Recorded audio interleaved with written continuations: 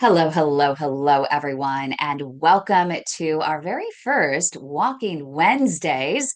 We have Dr. Chris Seenan, who is here with us. He is a physiotherapist from Glasgow, Scotland. He is also the 2024 Researcher of the Year for Walking Therapy through the Global PAD Association.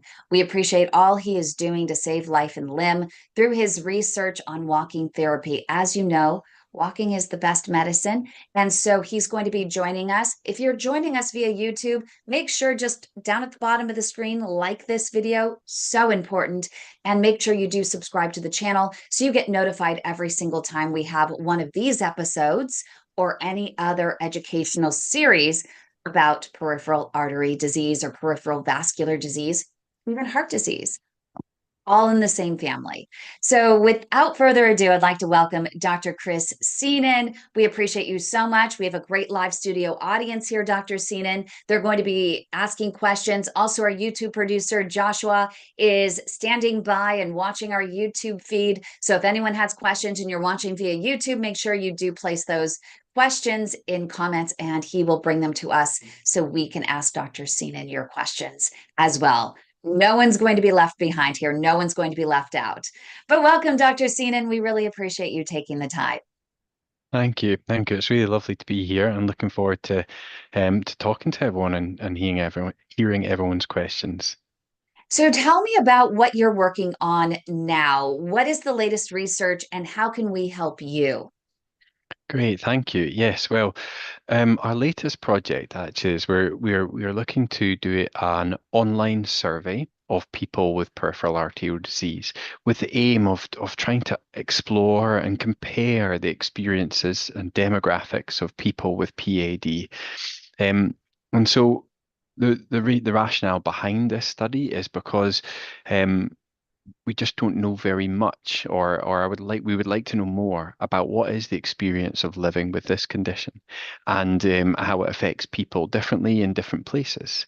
So we have created an online survey, which should only take about 10 minutes to complete, which asks for kind of non-identifiable information about sex, race, ethnicity, socioeconomic status, and physical function and things like that. And the idea being is that we can compare the experience of PAD in, for example, the USA versus the UK versus Australia versus India, etc., etc. So just to kind of see what life is like with PAD. Yeah, and it'd be interesting. We had one of our PAD warriors talking to me before we started this live broadcast. It was Marilyn, and she was saying that the education about walking as medicine is nil or next to none. And Mhm. that's disconcerting. Is that something that you address in there, or you're hoping to get to the bottom to or understand as well as part of this research? Absolutely. That's one of the key questions is we're asking kind of how much do people know about the condition and about how to seek help, or what are the best therapies? What is the best thing they can do to help manage their condition? And so yeah, that is one of the key parts of the survey, and hoping that if we can identify that or identify what are the problems, what are the issues, then we can start to kind of look for solutions and look to try and solve some of these problems. And if you do have the link, we are happy to have our YouTube producer. Joshua is fantastic at putting that survey out on YouTube. And even as we do these, we can just put it in comments each and every time. There it is. If our Thank you. YouTube producer, I love Joshua, he's amazing. If you wouldn't mind sticking that in into our YouTube feed, into the comments, that would be amazing. And letting people know that this is the survey that Dr. Christine wants everyone to take to help these researchers create the change that we all want to see, and your participation is truly key in that because Dr. Seenan and his team are truly having a huge impact in helping to get the word out there to other clinicians and physicians on how to improve their walking programs, which will ultimately help you. So, Dr. Seenan, with that, I'd like to open it up to our audience to ask questions. If anyone has questions, you can go ahead and raise your hand and we will get to your questions. We did have a couple that came in earlier, so I'd like to start with getting to this very first question. And it is from Robert. I don't know if you can see it here. Yep. Let me pull it up. It's part of our Go with the Flow series. It's sponsored by Reflow Medical. And Robert asks, what type of pain or discomfort are common when walking with PAD, and how can individuals distinguish between typical PAD related pain and potentially more serious symptoms or different symptoms, such as with back issues? Great question. Yeah, so this is a really interesting point here in terms of, what is PAD pain? Because it's actually one of these things that we don't actually have much evidence. And when I say evidence in terms of literature, in terms of published studies. So one part of my previous project that I did is we got people on a treadmill with pad and claudication and can got them to walk so far that they reproduced their symptoms. And then at the end of the treadmill test, we got them to fill in this questionnaire, which asked them how you would describe it, where it was, and what it felt like. And what we found by that is that there are some similarities across people, but there also is incredibly variable in terms of where this pain is felt. Is it in the calf? Is it in the buttock? Is it in the thigh? Is it in the foot? Is it just in the toe? Is it on one side and one, it's different from leg to leg and between person to person. Um, the other thing is the words that are used to describe it are very different as well. So some people would use cramping, some people say numbing, some people say sharp and burning, some people, and they were all a huge variation, as you can imagine, across the piece. So I guess what I'm trying to say there is probably not one single definition of this is what pad pain is. I think it is very individual. Um, so uh, the kind of second part of your question there, asking about, well, how do you know if it's other types of pain or from another reason? Um, Again, that can often be quite hard to distinguish because the experience of pain can be very similar between claudication or pad-related pain versus, as you say, back pain or pain from arthritis or another reason. I guess the key distinguishing feature for peripheral arterial disease and claudication is how the pain comes on. So it's the fact that it comes on when you're walking or doing exercise or making the muscles work, and it's after a certain period of time, and then when you stop, the pain goes away. If the pain was from a different origin, so not from your vessels, it's likely that the pain wouldn't go away like that when you stop, that it might continue on, or it might come on not only when you're walking a far distance, it might come on when you're sitting or when you're lying or when you're doing other activities. So it's probably the nature of when the pain comes on and how it acts, how it responds to your movement rather than the how it feels, I guess. Definitely. That was a great explanation. Alan, go ahead and unmute and ask Dr. Seenan your question. Oops, I guess I have to help unmute. There we go. It's a new tactic I'm using here. Go Yeah. ahead, Alan. Yes, yes. Thank you, doctor. And by the way, doctor, I opened up your link to your survey in a browser. When we're done this session, I'll go in and complete that survey for you. Thank you so much, Alan. That's brilliant. You're welcome. I have two questions. Just recently, I was diagnosed with peripheral neuropathy. Yep. And some days like today, I can barely feel it in my foot. I wouldn't even know I had it. Other days I can feel it. The pain is a lot higher. I don't know does walking help me? If I'm in a lot of pain, should I get out and walk? Does walking help neuropathy? Good question. And to be honest, I don't really know the answer to that. So I'll be Okay. completely honest with that. I'm not sure. And I would probably, I think that would be a great question for your physician, your doctor who's kind of looking after your care. Yeah. What I would suggest is that, am I right in thinking you have developed this neuropathy on top of having had symptoms as Yes. well? Yes. So what I would say is that it's really important that you maintain the walking for your pad symptoms and for your pad, and hopefully it would improve. It can have a beneficial effect on your claudication symptoms, but whether or not it would improve your neuropathy, I'm not certain. So I wouldn't like to say one way or another. Okay. No, fair enough. Thank you. Yeah, Second, I, really depends on the question. It really depends on the person, and it depends on the comorbidities, the risk factors.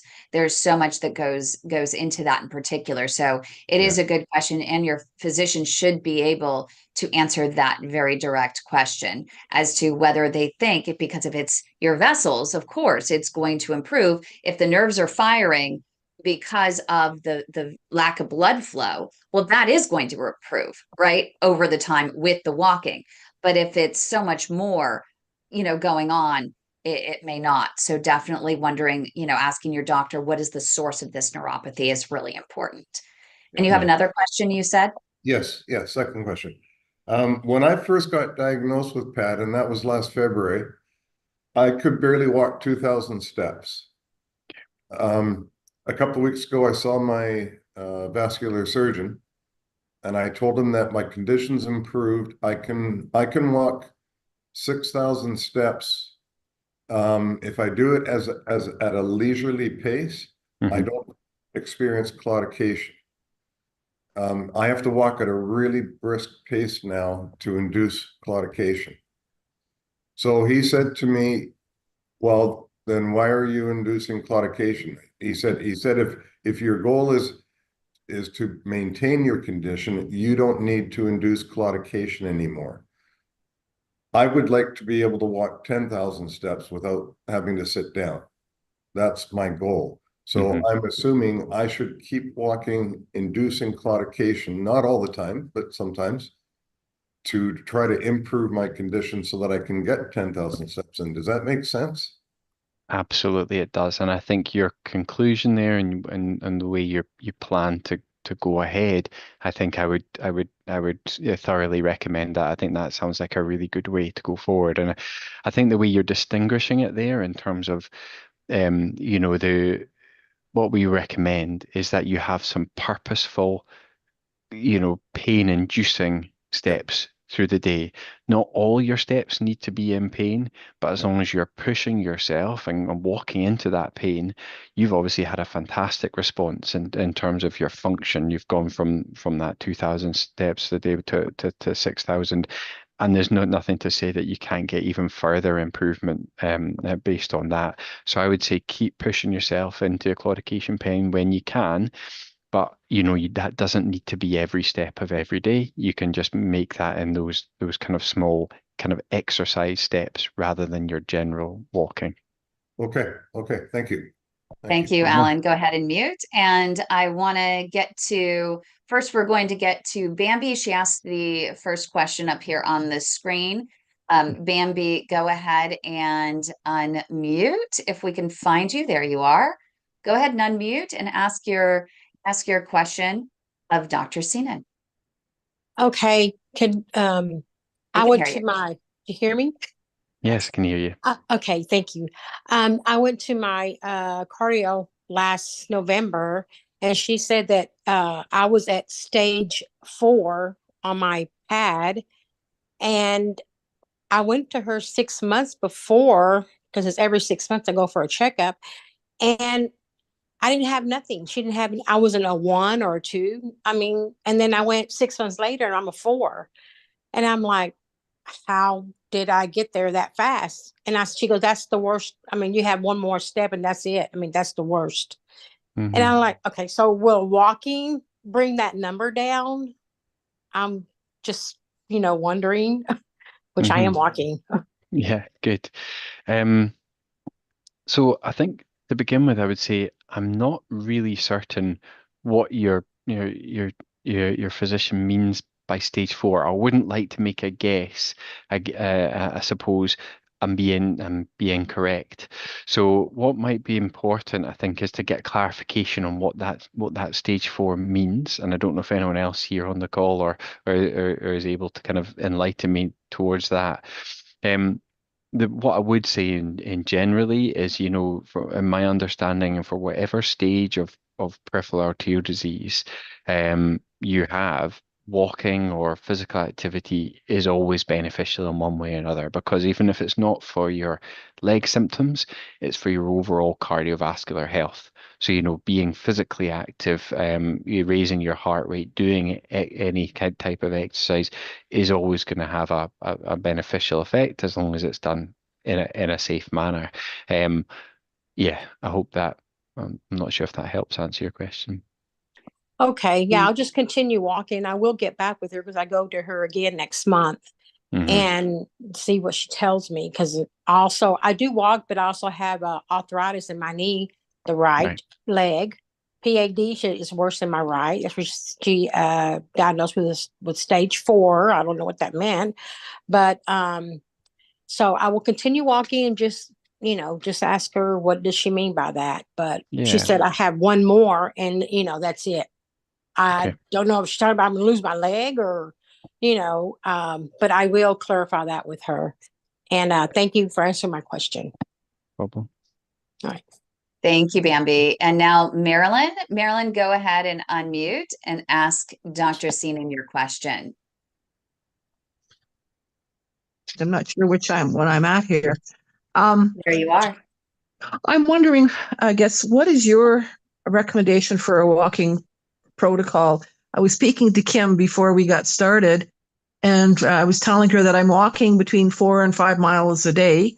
I don't have to stop very often, but it's wearing into my day quite a bit because it takes me a couple of hours to do all of that. And I just wanted to know if I could do something differently, I guess. And also, if you don't walk for a couple of days, what happens to your collaterals?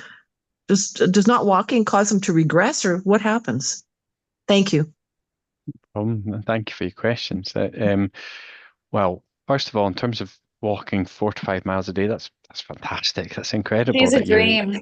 yeah, you're doing so much. And At that that point, is, I almost wonder, 4 to 5 miles, you also got to be careful then about causing issues with your knees, issues with your hips, issues with your feet. I mean, there's so much to go along with that as well. yeah, no, but I absolutely, I think as long as,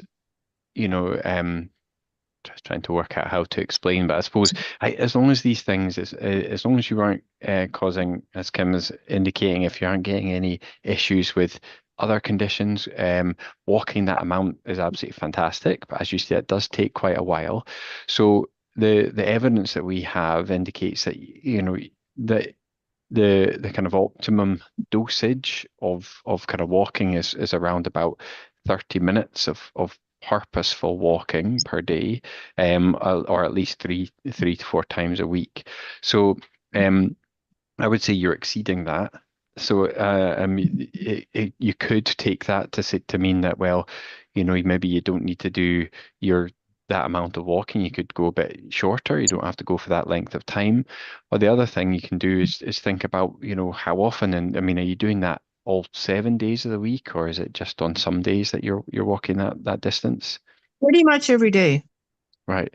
I mean, to be honest, this is going to be doing so good for you, like all of that walking. So I really, what I don't want to do is discourage you from doing this, because that level of activity is fantastic.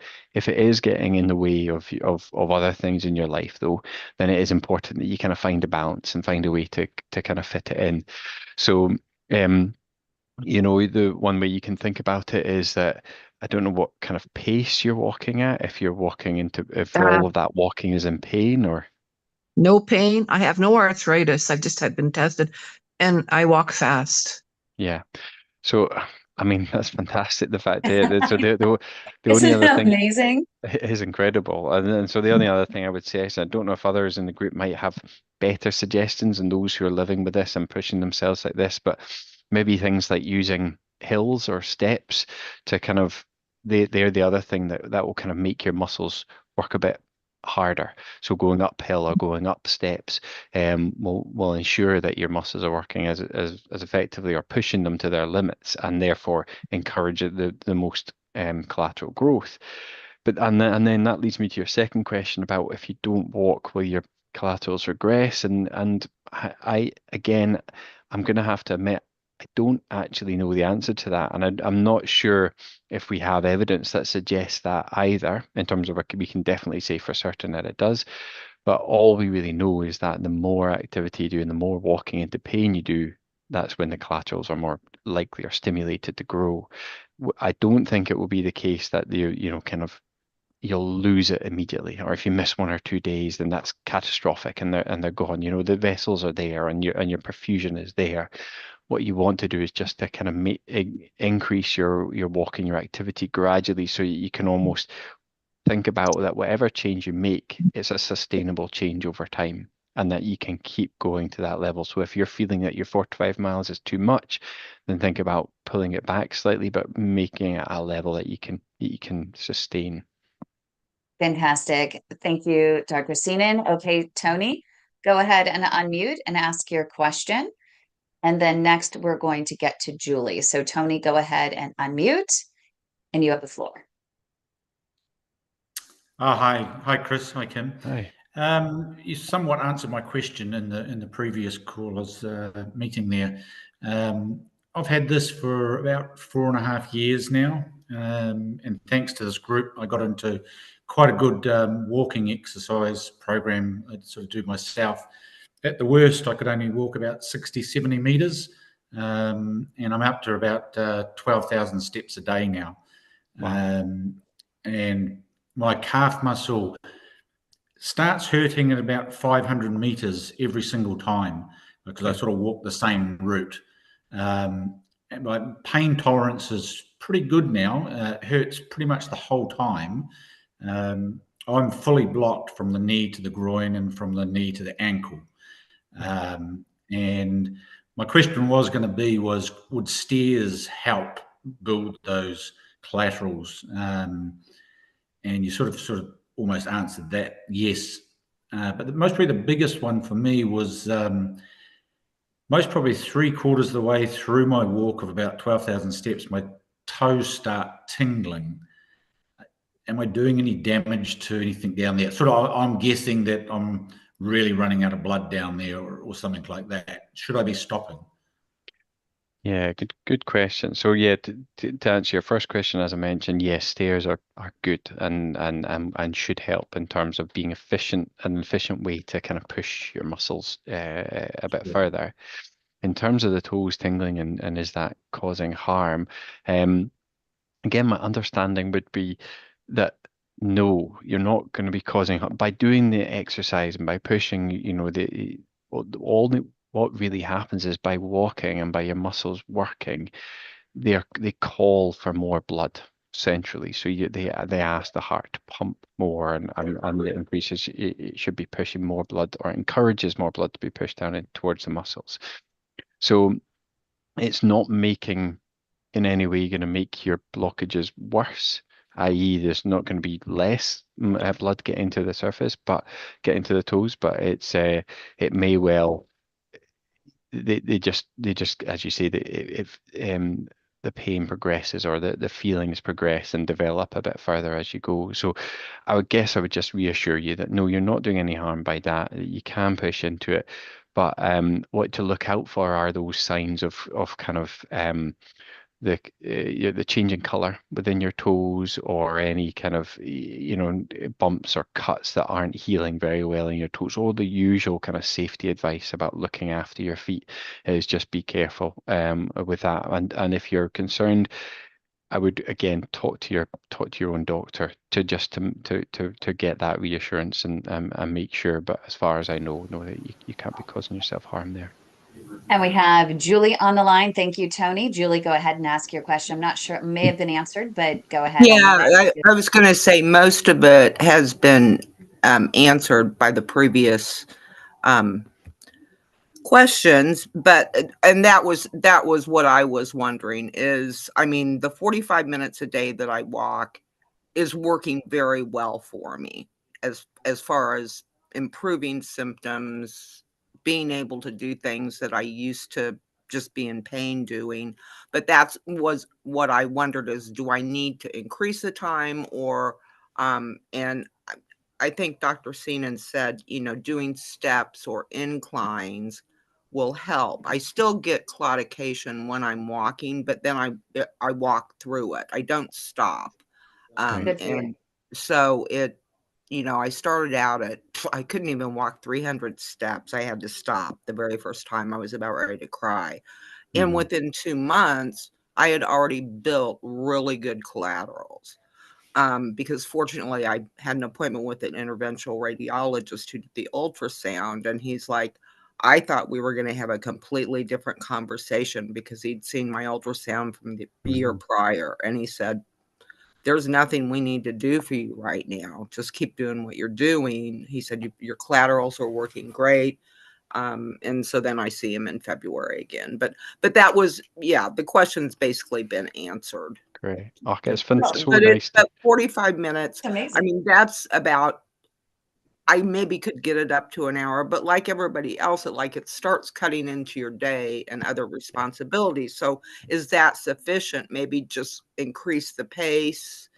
Yes, I would. Yeah, and as I've said before, I think now you're absolutely right. There's no need, no particular time. Use pain as your guide. Use your claudication. If you're, as long as you're doing those exercise steps into pain, it's just so nice to hear these stories, both from you and from Tony. Those improvements are incredible. So yeah, you're definitely doing the right thing. Keep going. I love this, that it's just back and forth. It's not only questions for you, but it's also people sharing their stories, which is going to inspire. It's not only inspiring us, but it's inspiring so many other patients out there as well. So thank you for also sharing. Kim, go ahead and unmute. Kim from Canada, go ahead and ask your question to Dr. Seenan. Hello. Hello. Winter fast approaching. I know that cold temperatures cause our blood vessels to constrict. As a result, the blood circulation becomes poor, which limits the availability of oxygen to many parts of the body. Is this something that PAD patients should avoid?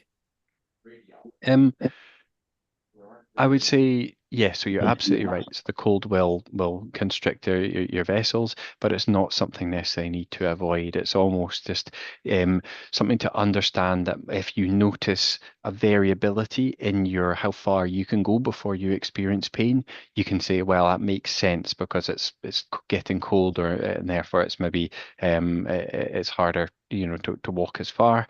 But again, by exercising, by the muscles working, they produce heat themselves and they'll warm up the tissues and the blood vessels should expand and contract as they need to. So it's not necessarily something you need to worry about avoiding and not walking in the cold.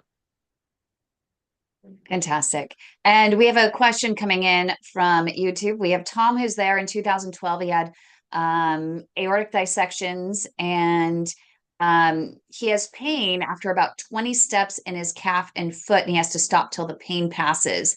Any additional suggestions for him? Probably making sure you get a PAD diagnosis is probably critical at this juncture. But number two, just walk us through the steps to improving that claudication time.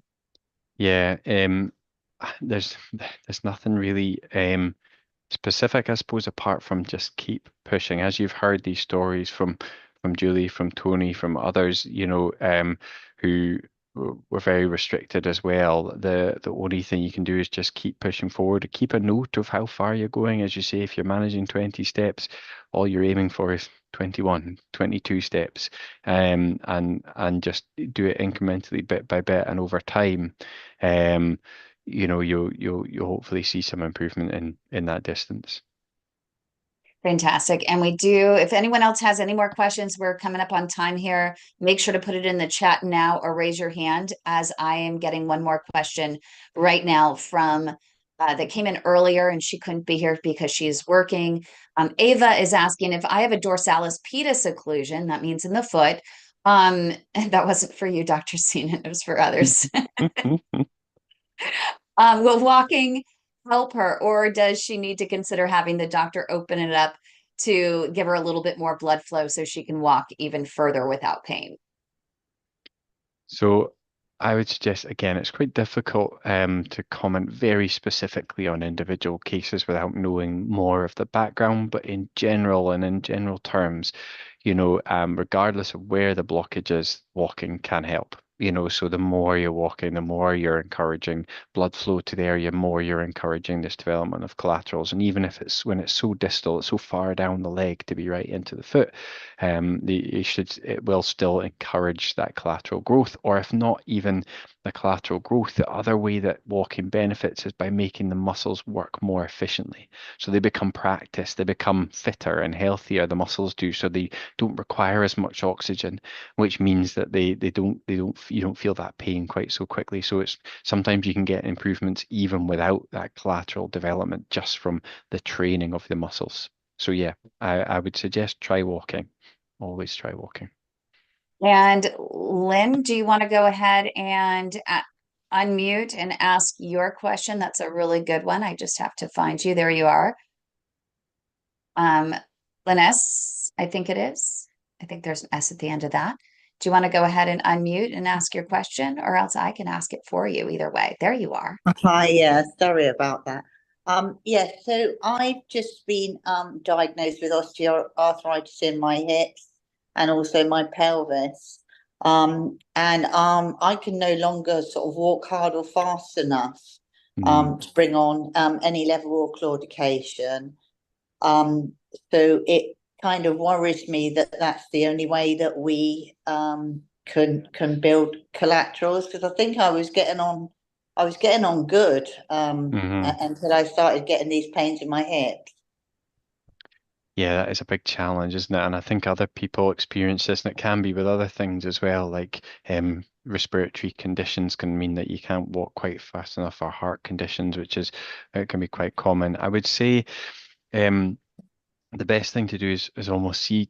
I don't know if you just try other things, I guess. So what I would things like swimming, or even walking in the water, where some of the weight is kind of taken off your joints, so hopefully your joints won't feel so sore, but you can really test your muscles in the water, or cycling, or other kind of activities, even just kind of strength activities like heel raises or squats can be really useful. So I guess it's about, this is where, and it's the same for everyone, you need to find what works for you, and what works for you won't be the same as what works for everyone else. And so yeah, you've got a unique conditions there, Lynn, that you'll need to try and problem solve around, I guess. I'm sorry.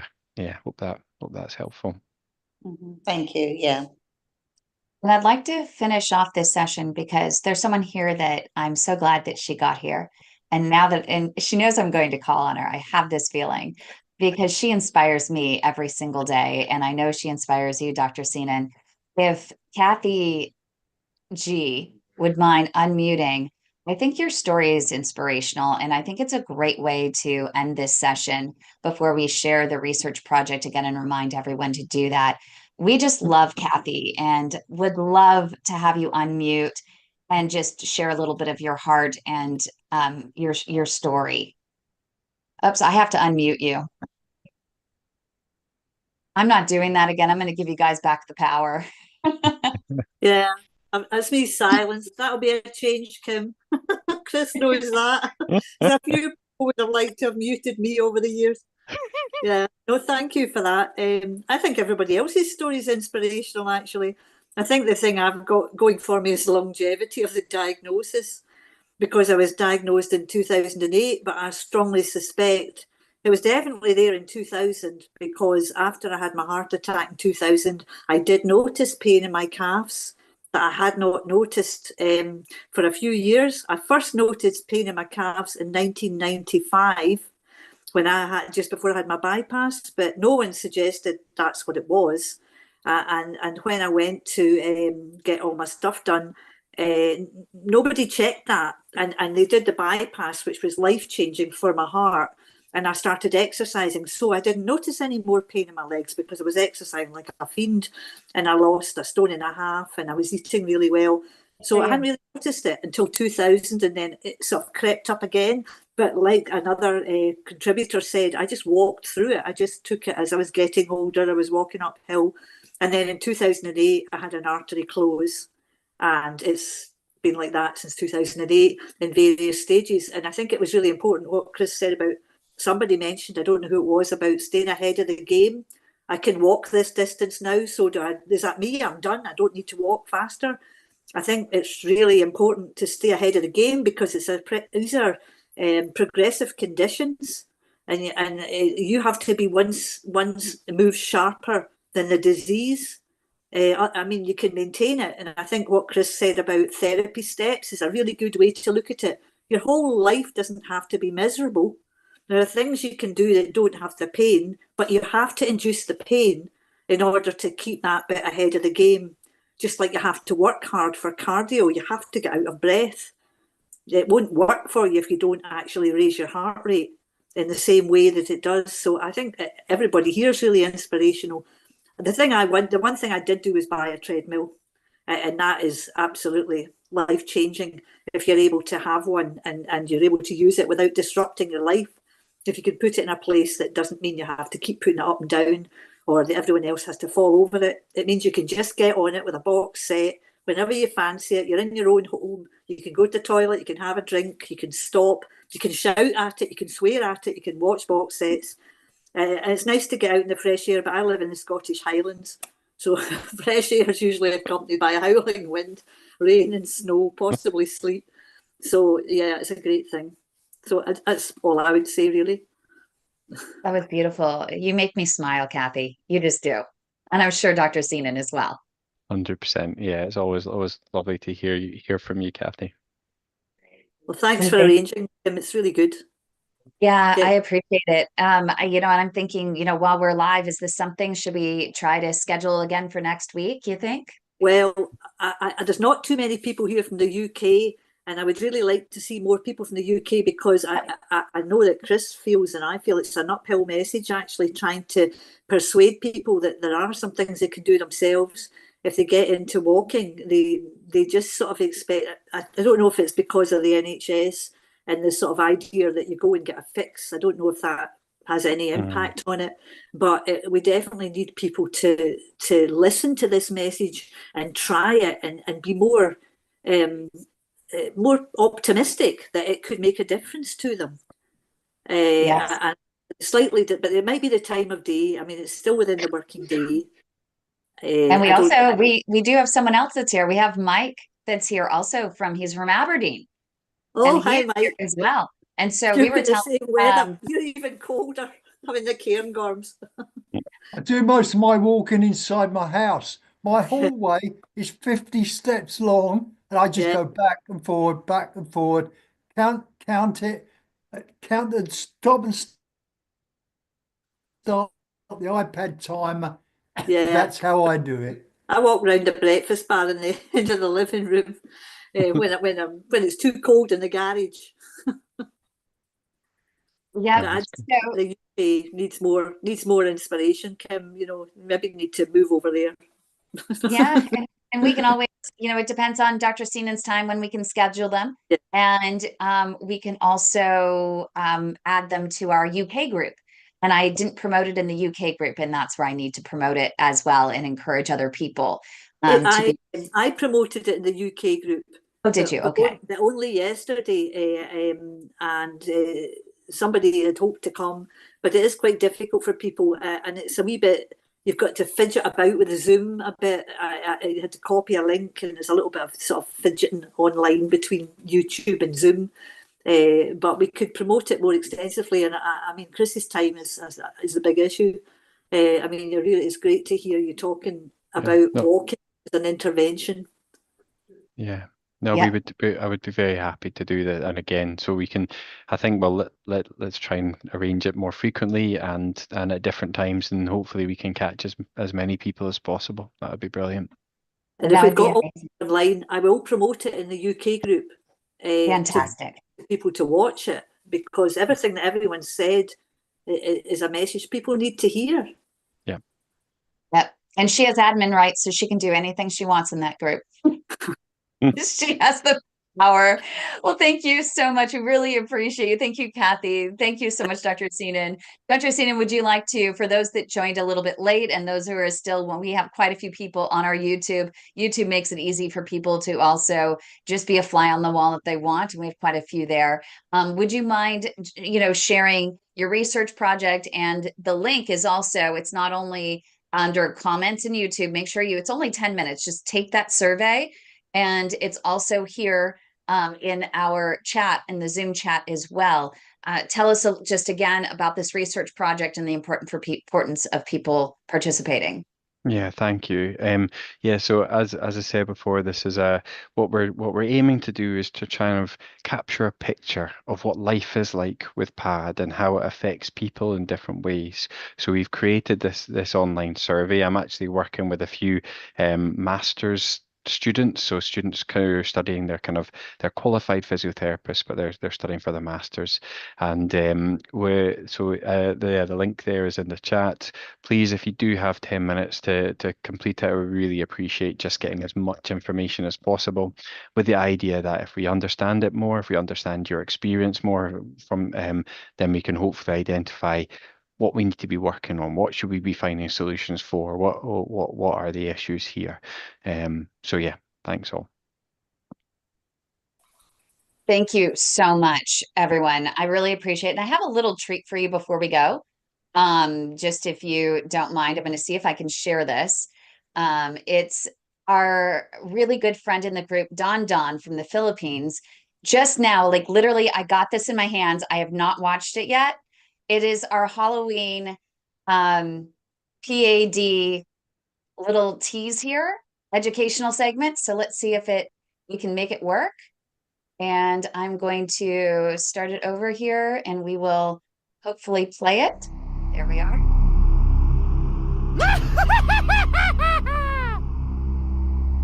I think that there's supposed to be sound.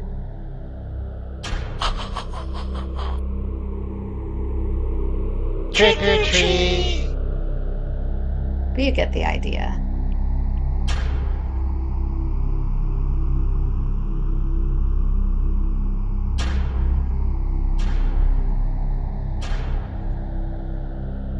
It's really cool.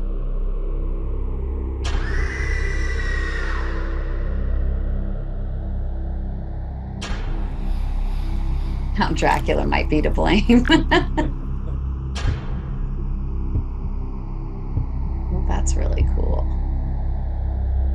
Look at that frame he made. That's really awesome.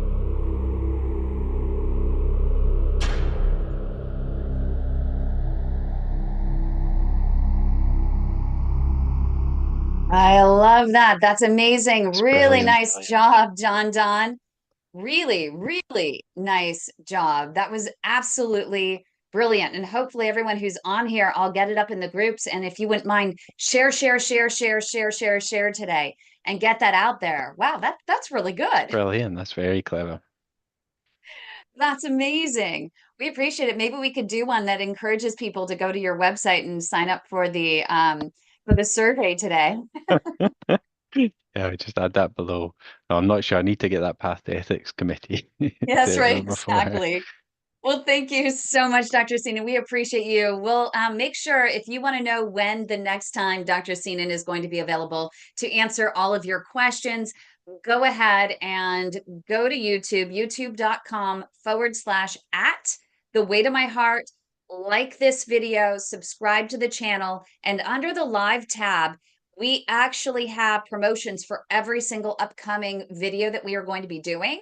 And so you can just click on the notify me button and you will have the opportunity to get notified and make sure you're here to get your questions answered. But again, thank you from the bottom of my heart, Dr. Seenan, for everything that you do. 2024 Global Walking Therapy Researcher of the Year through the Global PAD Association. Well deserved. And thank you again. Thank you all. Lovely to speak to you all.